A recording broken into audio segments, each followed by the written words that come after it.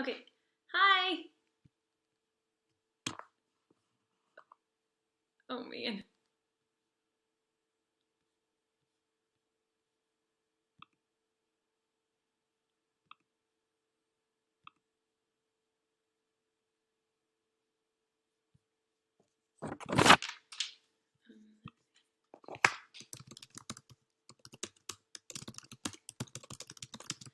Alright guys. Oh. Hi. Sorry about that. There was a little bit of technical difficulties. But today I wanted to talk to you about how to find your voice on the guitar. So at the end of this live stream, there will be something special for you guys at the very end if you stick around. So please stay tuned, and I'll let you know what that is at the very end. There'll be a special offer. But let's talk about how to find your own voice. So I'll be monitoring the comments and talking with you throughout this lesson too. So we'll do about 30 minutes of lesson, and the last 15 minutes we'll do an open kind of Q&A where you can ask me questions, and then I'll tell you what you've been waiting for. So how to find your own voice on the guitar. This might be a weird thing to say when you think about finding your own voice, but a really great way to try to find your voice is to actually listen to other players. So learning other songs, learning other people's licks, and then putting your own spin on them. So I have about 3 examples of those and that we will go over that you guys can play along with me, and then I'll give you some other tips too. So let me make sure that I can see you guys on the stream. I think we're good. You can tell me if there's any problems. But let's get started. So some things that I learned on how to find my voice are different techniques and stuff. You know, like, so you have like vibratos. Like the way that you bend a note specifically is different than the way that anybody else bends a note. And so taking things from players that you like I like everybody really. I mean, I like Steve Vai, I like Paul Gilbert, I like Zakk Wylde, I like Jimi Hendrix. I don't necessarily think I bend like Steve Vai or any of them. I think I do a lot of vibrato, which is something that I really like about Zakk Wylde. So when I play a lick, you know, like even if it's just, I would add a ton of vibrato on it just because that's my style and something that I like. So I do that by, you know, I have a lot of control over a note and I wiggle it back and forth so you can see me a little bit better. You know, you can tell me if you can't see me. So let's see. Give you a better angle of the guitar. Cool.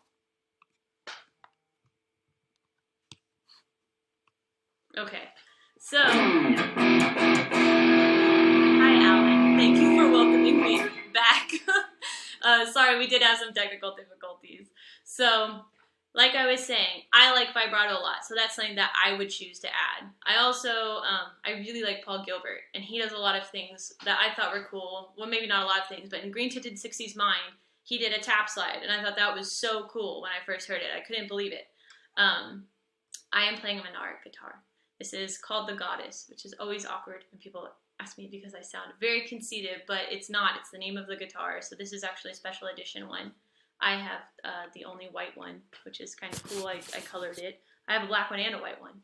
So that's something really cool that they did. Let's see. So you can, sorry guys. All right, now you can kind of see the neck at least. I'll just scoot it back. Okay. So, like I was saying, Paul Gilbert does something where he does tap slides, and I thought that was so cool, and I'd never heard that before. So a tap slide is where you place your finger down, and you don't ever lift it up. So you actually slide over while you're holding it down. So I think that's really cool to bring into a lick, and it kind of changes it and makes it your own. You don't want to do it just like he does it, though, because obviously he already exists, and he's already a famous player. Sorry. It's hard to monitor all these things.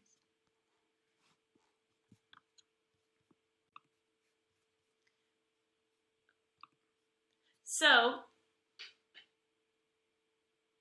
okay, can you guys still see me? I hope so. Okay, so he's, you know, already exists, so you don't want to do just what he does. So I really like that song, and I like that he does a little lick in it. It's not exactly that lick, but he does tap slide the 12th fret to the 15th fret. So like I was saying, a tap slide is where you place your finger down and then you push it over, and you do not lift up. If you lift up, you lose all the sustain in the note, and you don't want that. That's not good. So, and you know, defeats the purpose of it. But it's kind of cool because you probably heard of tapping and you've heard of sliding. So what he did was he put them together, and that's very creative and unique, and you don't hear that every day. So it just adds something kind of cool, right? And you know, a lot of us, sometimes we might depend on tabs or depend on other ways of learning, but listening, you can hear that that's what happened. So really listening to players too, and not just assuming what they're doing, but thinking, okay, you know, Paul Gilbert did that lick. Did he pick that note? Did he legato that phrase? What did he do? You know, like Yngwie does a lot of legato, and that's really cool, and that's his sound. Where someone like Paul Gilbert would do a lot of speed picking, which is something that I really love to do. And also what's easy for you. So for me, speed picking, I did actually put a lot of work into it, but it's become something that's kind of my go-to thing, or can be kind of easy for me. But everybody's different. So you might be great at tapping, or you might be great at sweeping or legato, or we all have different weaknesses. So that's something cool too, is even learning somebody else's lick and then putting your own spin on it. So say that they legato it, like Yngwie does a lot of legato. What if you picked it? What would that sound like? Or what if you added a couple extra notes? Or what if you added that tap slide? So I think that's really cool. So learning from others. And even you can see that within players themselves. Like Paul Gilbert, you know, is really famous for doing licks like, which is a really good exercise too, by the way. You can check that out in some of our other videos for exercises. But what I'm doing is I'm in the key of A minor, and I'm using my pointer finger on the 6th string, 5th fret, and I'm picking down. I'm alternate picking. I almost always alternate pick too. It's the reason why I can play fast. It just, if you think about it, you go down and up, you're always coming back up to go down again, so why not utilize that upstroke and pick a little faster? Sometimes you don't need to, you know, some people like the sound of a down pick more, but down and up is always faster. So on the 6th string, I'm in standard tuning. I'm picking 5, 7, 8, right? I did all downs there, but I did tell you to alternate pick, so the alternate pick. Then I drop to the 5th string, and I play the 5th fret. Then I come back, 8, 7, 5 on the 6th string, so I just go. And you can speed them up. Whoops. But we're going to do it slow. So he's going, right? So, sorry. So he is going, well, for this exercise, we're going to go slow. He always is playing really fast. But one thing that I've noticed about him is not only does he play that lick in that way, he can do a million different variations on it. So can you, right? So he'll also go, you know, all that I did is double it up. So I went 5, 7, 8, 5, back to 8, back to 5, back to 8. So just a little different. Oh, sorry, I did the original one.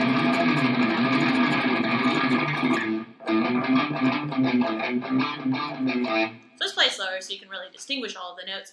But 5, 7, 8 on the 6th string. Drop down, 5, 8, back to the 6th string, back to 5 on the 5th string, back to 8 on the 6th string, straight down.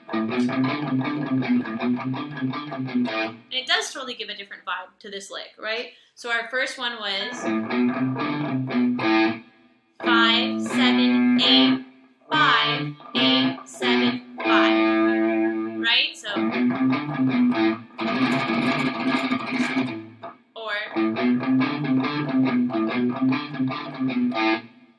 so obviously this is about creating your own voice. So you should take that and see what you can do with it and what you can do to change it. The one other version of that he does that I really like is he extends it. So we normally go, right? But now, well, that was the original. Then he goes,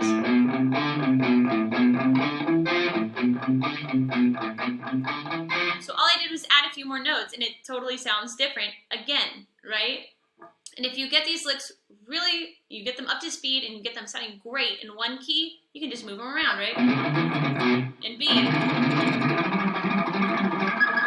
You can even move them down different strings. Be careful where the guitar changes tuning, but other than that, you should be fine.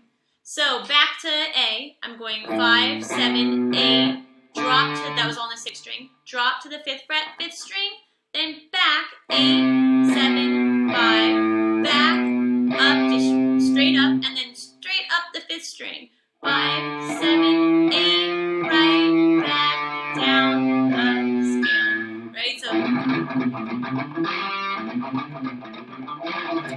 oh, I actually changed it. I don't go back, I go. So once I get to that 8th fret on the 5th string, I do just start over. But there you go, I added my own voice to this one by doing that. So you can do either one. Or even, you know, legatoing that. I'm not as good at legato. You can add legato into it, make it sound totally different. And just thinking outside of the box, you know, like if you learn a lick from somebody else that you like, think, okay, that was cool, but what can I do that makes that mine? Or, you know, like I said, I love pinch harmonics, I love tap slides, I love things like that. I love tapping on the guitar in general, you know. So one thing I used to do was if I would bend a note, I would also go a whole step above it, and I would tap that note in the air. So I go, you know, and that was something that I was inspired by the Paul Gilbert idea, you know, where he's going, or he doesn't do that part, sorry, that was my idea, but he does that part. So I was inspired by that, to bend, or even just little things that you can add that change it up. So let's see. So everybody, can you still hear everything okay? You can play along? All right, cool. So that's something that I really like too. And also, you'll hear a lot of really, really good guitar players always talk about, when people ask them about their tone or ask them about where they play from and everything, you know, it really comes from your hands. So you can have all the pedals and things that you want, and obviously that helps and it affects your tone, and that can also create a lot of inspiration. But to find your true own voice, because you want to be able to pick up a guitar and, you know, always sound good on your own, you don't want to rely on other things, is playing from your hands. And a lot of that is the vibrato you put on a guitar and how you make a note sound different. So still taking, you know, go ahead and have inspiration from other people for sure. Like, you know, I like Zakk Wylde's vibrato. I don't think our vibrato sounds identical at all, but I think I definitely probably sound inspired by him because I like those big pinch harmonics. So adding your own feel. Because even within just vibrato itself, there's so many things, right? Some people do really fast ones, like Kirk Hammett or something might do something super fast like that. Some people do really huge, lengthy ones. You know, there's some of those definitely in some Led Zeppelin solos. Or just how much control you have over it. And really just everybody's different. So the way that I play the guitar is different than the way that you play the guitar.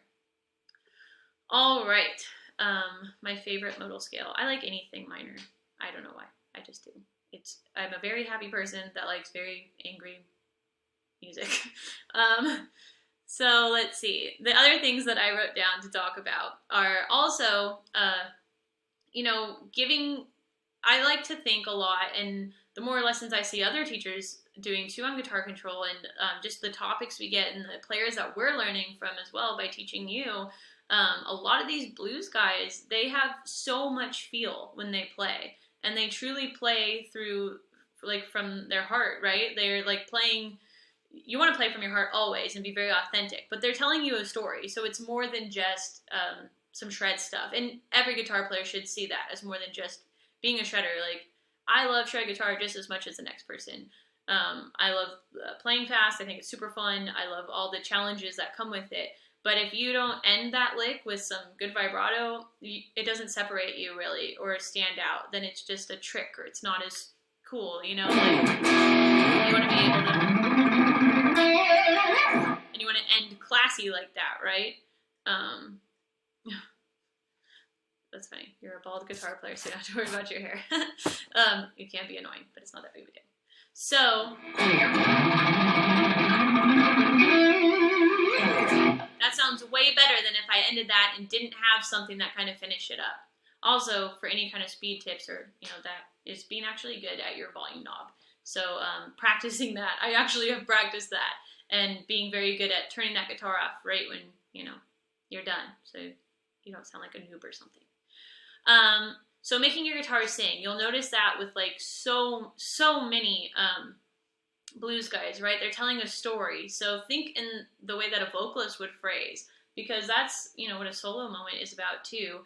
And don't only take inspiration from guitar players, right? You can take inspiration from any instrument. When I was in college, I remember there was this one kid that was so good, and he would always outplay everybody, and he would practice so much, and he was always taking inspiration from horn instruments and listening to sax solos and different instruments in jazz music, and he would replicate that on the guitar, and he always sounded different than all of us.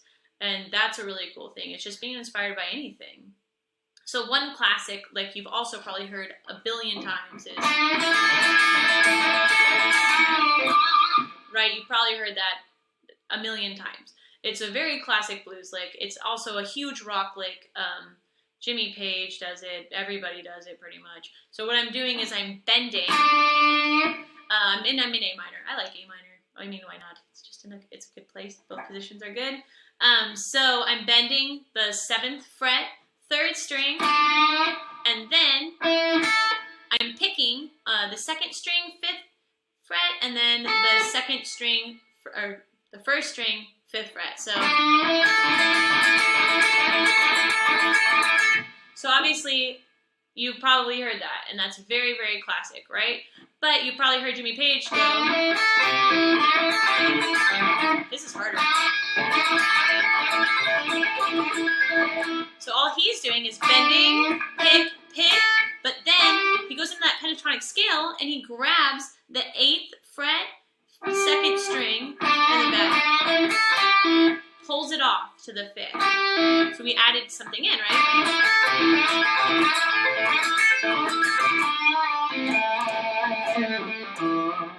So that's really cool. That makes it way different. That sounds so much different than,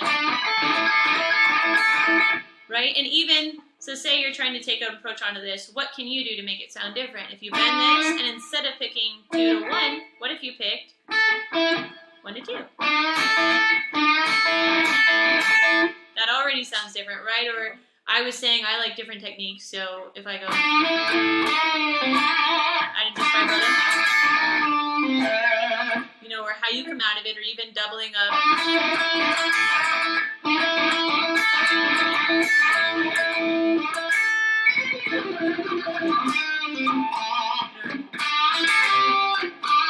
I always go,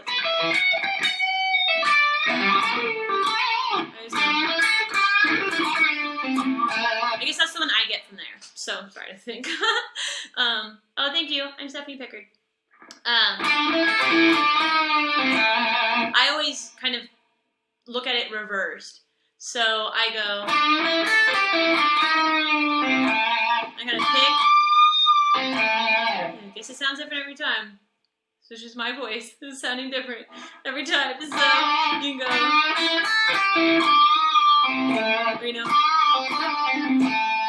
there I added a slide. So all of these different things that we can do, right? So how cool is that? So thinking outside of the box. So when you learn somebody else's lick, don't just think, oh, you've learned that lick and that's it. Because now when you bring it into your own playing, you can add all of these different things and you can really sound like you.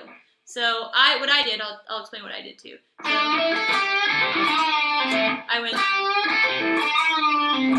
I bent on the 8th fret, 2nd string, and then I went straight to the 1st string, 5th fret, and then I pulled off 8 to 5, so, and then I bent 7,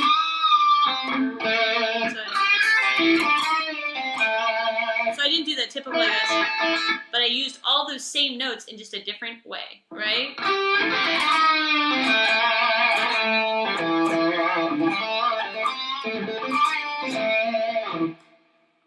So that's something really cool. So, and I would also definitely take a look at blues and blues guitar players and listen to how sometimes they use so few notes, but the way they land on stuff, like,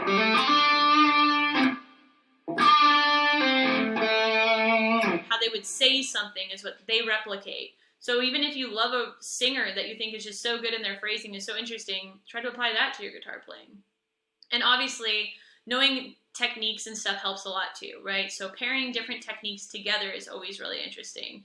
That's something that I'm always trying to think of and do. Like, well, what if I tap this part that I normally wouldn't tap? What if I add a tap slide to that part? What if I, do something different, or I pick this opposite way? Or so also a huge lesson that I've learned is not being afraid to mess up. Because sometimes when you mess up, you actually learn a lot, right? So sometimes your improvising is just amazing. I used to improvise for like hours and hours and hours a day. And it just allows you pure creativity, right? Oh, thank you. It was really difficult to get the sound working, but to be fair, there was like 3 people working on it. We finally did figure it out. So it's not as easy as it seems. There was work that went into this. So being creative and being okay with messing up, try new things and try different techniques, because a lot of that teaches you things too. You might accidentally make a really cool sound and that you would have never thought of. So that's really cool. So those licks that we went over, so the Paul Gilbert, adding in those variations. And leave us comments, let us know other topics that you'd like to talk about.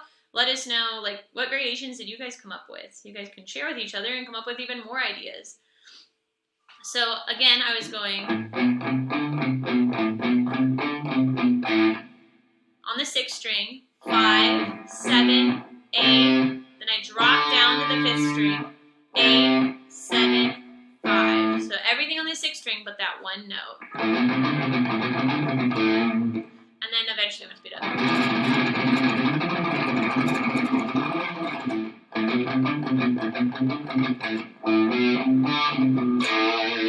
And then the variations that I showed you were going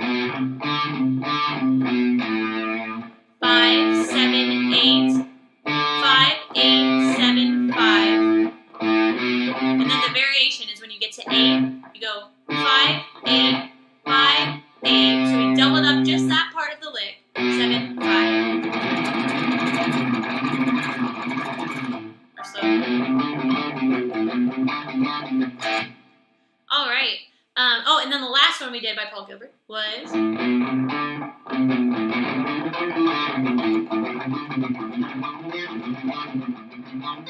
Okay, so it was 5, 7, 8, drop down, 5, 8, 7, 5, then back up, and then repeat.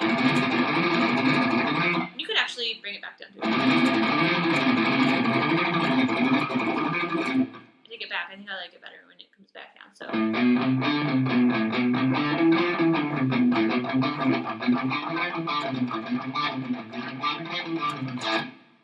Cool.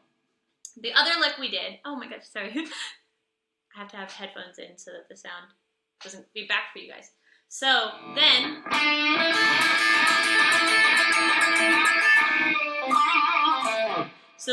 that really classic one, bend, right, pick, so I bend the 3rd string, 7th fret, then I pick, I'm barring the 2nd and 1st strings in the 5th fret, pick 2nd, pick 1st. And I'm just repeating that over and over.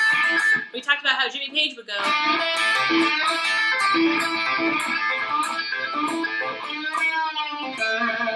think that's one of the coolest variations too, because that lick, it sounds way different. He made it sound extremely different, and he made it much more rock, where it's typically very blues. Another lick that's really cool to add variations to, that's pretty simple, is this Zakk Wylde lick, and it's also a pentatonic lick. We can play it in E, or we can play it in A if you're enjoying A. So, thank you. Oh, cool. We're on Pinterest too. That's cool. I like Pinterest. Okay, so on the 2 middle strings, so the 3rd and the 4th string, I'm in the pentatonic scale. I don't know if you guys know the pentatonic scale. You probably do, because you're watching this video and everything, but I'll show you anyways, really quickly. So bear with me. So we'll just go string by string. On the 6th string, we're going pointer, and I think of this, it's shaped, it's a box, so it's shaped like a box. So I go, when it's 4 frets apart, I go 1 to pointer to pinky. When they're 3 apart, I go pointer to ring. So we'll just go ascending because I think most of you probably know this. So on the 6th string, we go 12, we're in E now, 12 to 15. Then on the 5th string, 12, 14, 12, 14, 12, 14. So on the 5th, 4th, and 3rd. Now for both the 2nd and 1st string, we're going to go 12, 15, 12, 15. So, and one cool Zakk Wylde thing that I like is when he goes, because it's really simple, but it's also really cool when he doubles it up and plays it fast in these solos, and he does it in a lot of them. It sounds awesome, and it's so simple when you think about it. So it's just really practicing it, of course. But we're descending, so we're using our 3rd finger to our 1st, so ring to pointer, and I'm on the 3rd string, 14, 12. Then on the string above the 4th string, I do it again, 14 to 12. So,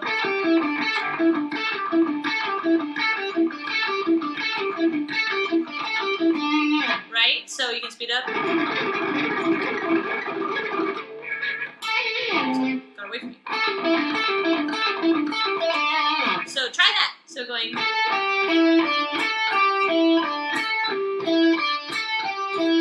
Right? And then speed it up. I haven't practiced that one in a while, but it is really fun. Then doubling it up. So he does that too. He changes things up. He goes.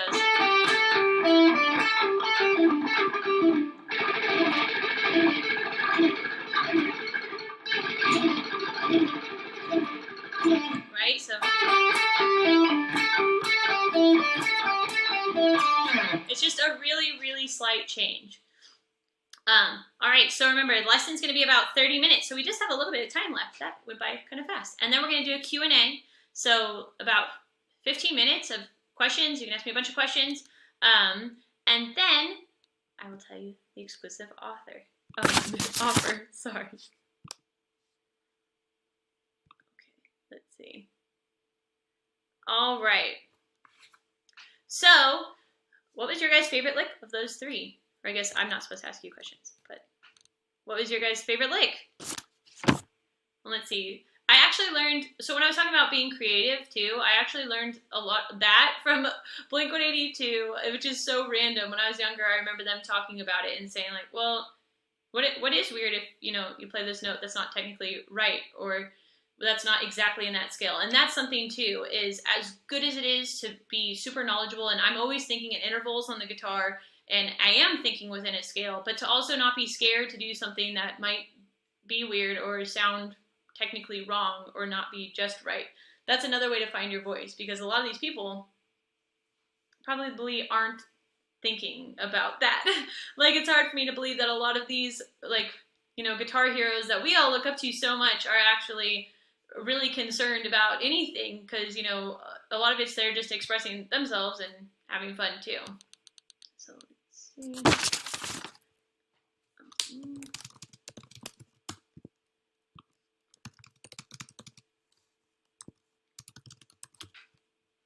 All right.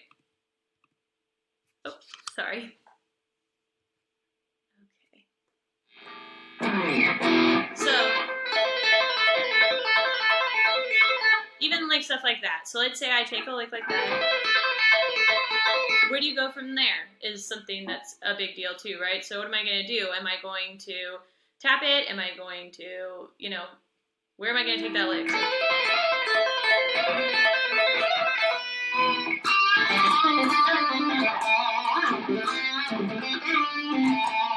So if I was improvising within this scale, in the A minor to pentatonic scale, a lot of things that I do, oh, it is Q&A time. Okay. So you can start asking me questions, but I'll keep talking.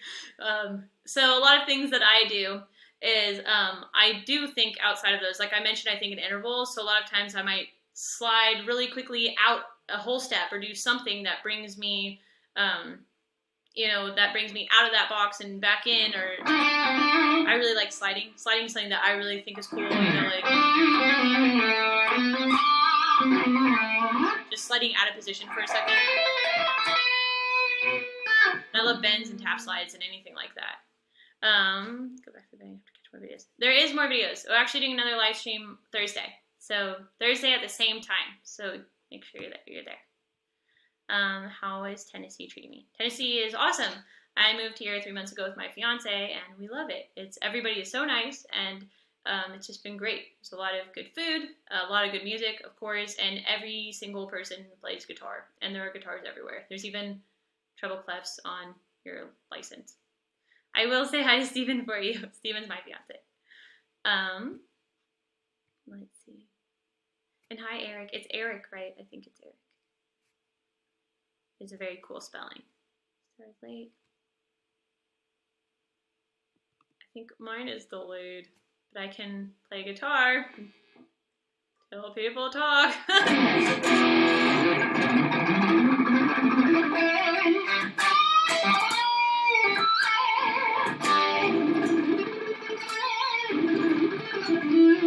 So actually what I just did there was I took that Zakk Wylde lick and I made it my own. I didn't do that much, not to give myself so much credit for making it my own, but I just ascended it instead, which you probably ascend too. And I picked it a little bit differently, so I didn't do just the same thing. I went, right? I didn't do that. I kind of doubled up right there. And then I always like to add a lot of vibrato because I think vibrato is like the best thing ever on guitar.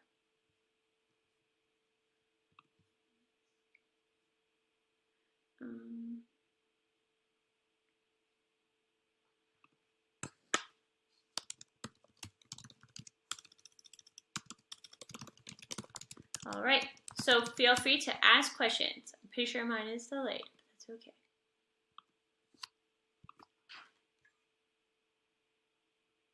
And these can be questions about anything. So guitar, whatever.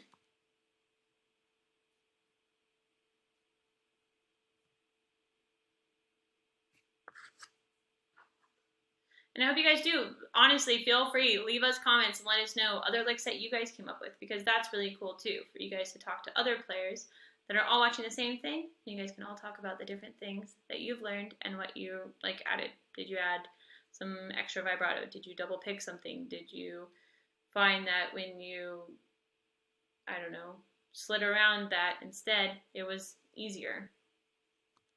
Let's see. I would say I might a while ago. I do acoustic stuff. I actually write a lot of pop songs. I write pop songs really easily. It's very random. I'm writing a song for my wedding for my dad and for Steven. I am not in a band. I play a lot of guitar and I do a lot of guitar things. I do a lot of demos, and a lot of lessons, and a lot of recording. So I do get to play with other people a lot, but I'm not in a specific band. I sing and play. I do. I started playing guitar because I sing, which is really random. I told my dad that I was writing like poems. It was very angsty apparently, because who writes poems? Well, not that poems are cool, but you know, I'm sure I wasn't good at it. And then my dad thought I was good at it, and he thought I should write songs, and told me that I should take guitar and learn a couple chords. And I quit everything, and now I'm here. I literally quit everything, and then all I did was play guitar. This is a Monarch guitar, so I've been playing for them for a while. I have a custom too. I don't use it that much in the guitar control videos because it's tuned down a half step, because I play a lot of metal guitar and a lot of shred guitar. I want to work on a shred album this year. That's my thing that I want to do. But I have a gold guitar with black lace over it. That's really cool. Let's see. Do I practice with a lot of backing tracks? I do. You can find, I haven't in a while, but I used to. And now I have my own backing tracks that are like songs that I've done that I would do at demos at like the NAMM show or things like that. So I have ones that are more me now, just from doing this more and more. But I used to get just any CDs. My teachers used to give them to me, which was really nice.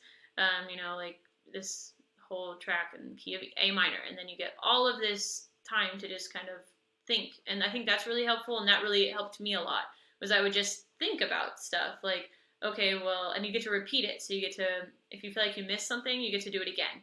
And you don't miss out really. Or you're like, okay, in this moment, what would it sound like if I did this sliding lick? What would it sound like if I did this like speed picking lick that led into this? And also listening to other things to lead you to those things too. Just start watching. Oh, cool. Now they're gonna hear questions. So make sure you rewind the video to learn all the content about how to play like yourself.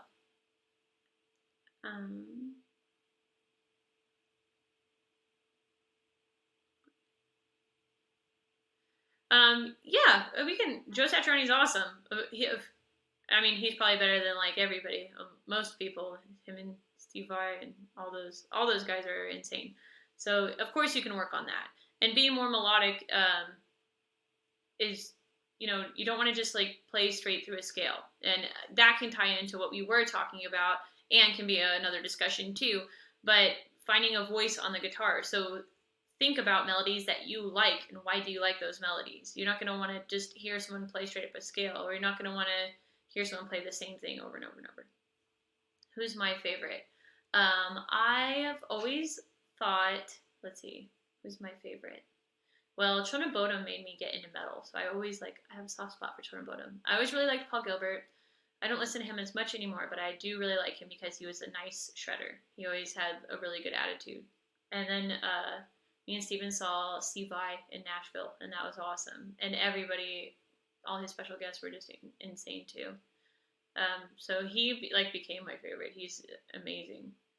And that whole I forgot the name of the tour, but I went to that guitar tour that was like the 5 crazy guitar players, and that was awesome. I really liked that. And Zakk Wylde, Toast Nabasi, Nuno Betancourt, Zakk Wylde, Toast Nabasi, Nuno Betancourt, Steve Vai. Oh, who is it? And Yngwie. I like all of them. Let's see. Oh, I don't want to do a Stevie Ray Vaughan one off the top of my head, because what if I do it wrong and he's so good? But I do love Hendrix and Stevie Ray Vaughan. Okay, let's see. Joe Satriani is awesome. Just Joe Satriani with a period.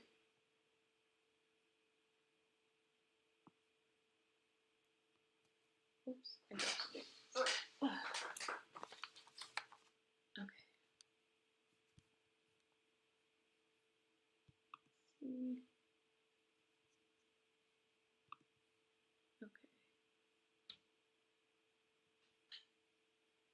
All right.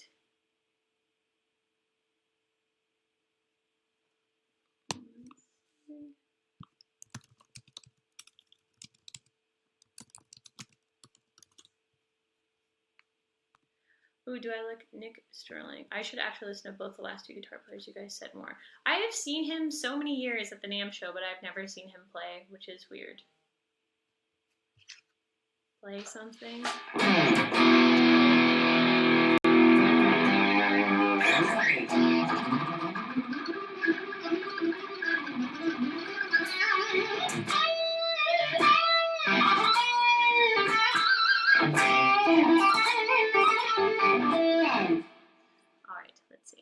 Okay, guys, so we are going to wrap this up. So I was talking about, you probably see me a lot actually on the Guitar Control YouTube channel and the Facebook channel, and I've been doing this for a while now. And Guitar Control has actually been around a lot longer than I've been around with them. They've been around for 10 years. And it all started with Claude Johnson's Guitar Control's Killer Secrets. And so a lot of things that we're actually about with Guitar Control is playing from your heart and playing the things that you hear in your head and getting those out on your instrument.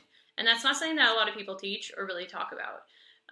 But it's really important, and there's 3 steps to that. There's technique, which is all the things that we kind of talked about adding to all these things today, right, to make your own voice. So technique is a hammer-on, a pull-off, a slide, a tap, anything like that.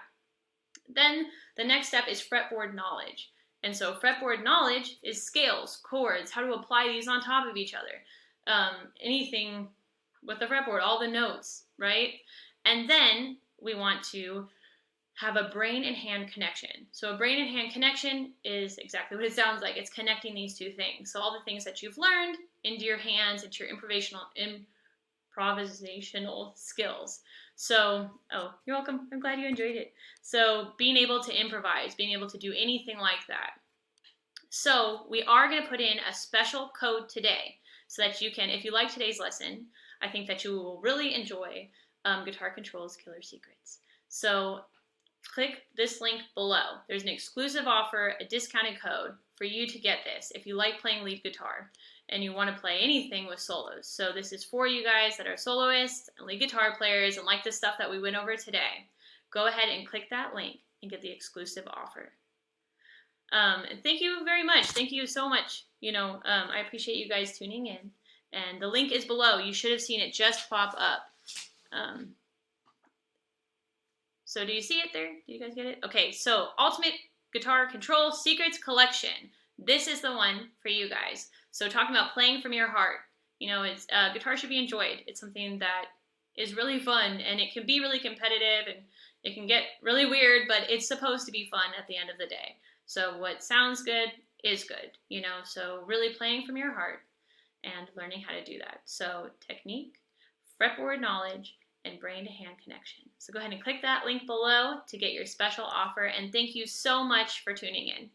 I really appreciate it. All right, see you guys.